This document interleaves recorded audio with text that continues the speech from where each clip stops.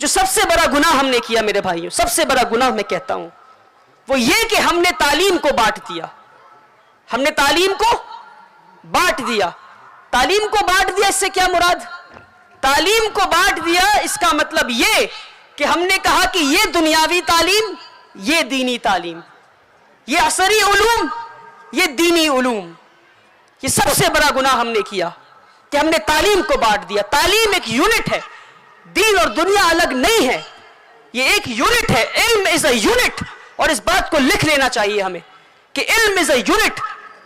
اور ایک چھوٹا سا ایگزامپل میں آپ کو دیتا ہوں کہ کسی کے والد کے انتقال کے بعد جب وراثت کا ہم تقسیم کریں گے بیویوں میں اور بچوں میں، تو وراثت کی تقسیم اگر ہم شرعی طریقے سے کرتے ہیں تو کیا یہ دین ہے؟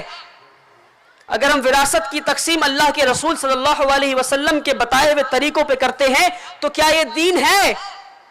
ہمارا کیا جواب ہوگا؟ کہ ہاں یہ دین ہے. پر جس میتھمیٹکس کیلکولیشن کا استعمال کر کے اس دین کا ہم عمل کریں گے، کیا وہ میتھمیٹکس کیلکولیشن دین کا حصہ نہیں میرے بھائیوں؟ کیا وہ میتھس دین کا حصہ نہیں؟ آپ ہسٹری اٹھا کے دیکھ لیں، جہاں تک ہسٹری ہم ٹریس کر سکتے ہیں، جہاں تک بھی دنیا میں جتنی بھی جنگیں لڑی گئی، جنگ کے بعد جو ہار گیا اس کے بعد صرف دو آپشن، یا تو سر قلم کرواؤ یا تو فائن بھرو، یا تو مال دے کے جاؤ یا سر قلم کروا لو. مگر ایک لوتا واحد انسان رسول اللہ صلی اللہ علیہ وسلم نے تیسرا آپشن بتایا کہ تمہیں نہ تو فدیہ دینا ہے، نہ تو سر قلم کروانا ہے، تم ہمارے بچوں کو بس پڑھا دو، یہی ہمارے لیے کافی ہے. اللہ اکبر.